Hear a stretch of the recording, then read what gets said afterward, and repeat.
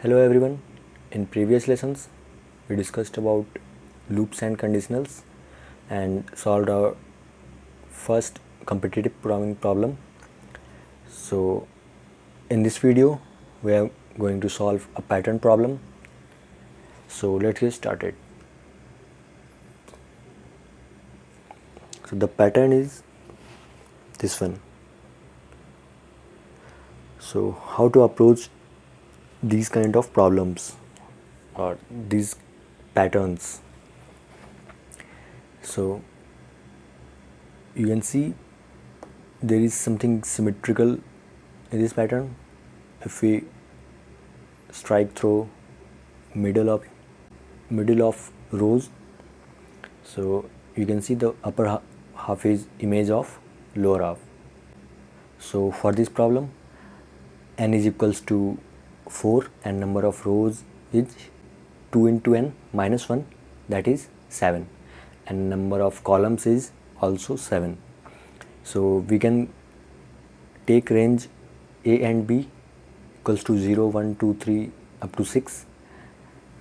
This will run 7 times since length of range is 7. But since we saw this part is image of this part and this part is image of this part, every section is image of other section. So we can take range AB equals to -3, -2, -1, 0, 1, 2, 3. So you can see we are starting from -3 and incrementing I. If we take range I, and will go up to 3. So we are not going to use this range, that is 0 to 6. So now here a equals to 1 minus n, that is -3, and b is equals to n, that is 4. And since in Python we go up to n minus 1, that is we will go up to 3. So we are going to take range 1 minus n to n. So now let's code this problem.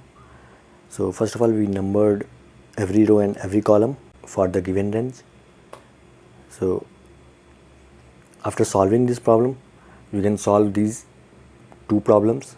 You can take n equals to 4, 5 or etc.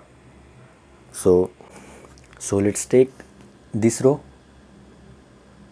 and we are considering row as I and columns as j.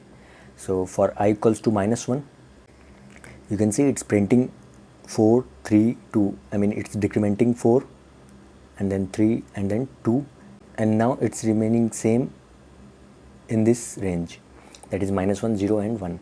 So you can see that if I is, that is absolute of I, is greater equals to absolute of j, then it's remaining same, or it's printing absolute of I plus 1, and else it's printing absolute of j plus 1.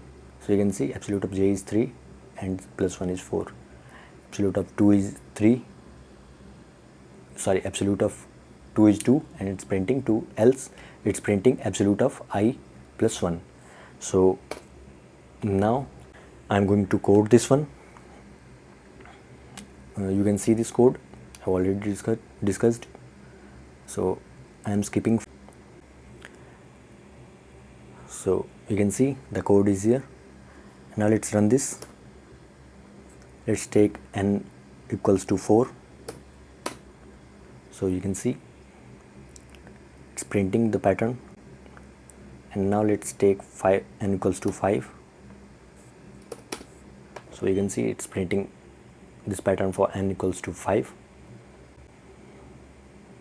So this is it for this problem. Thanks for watching.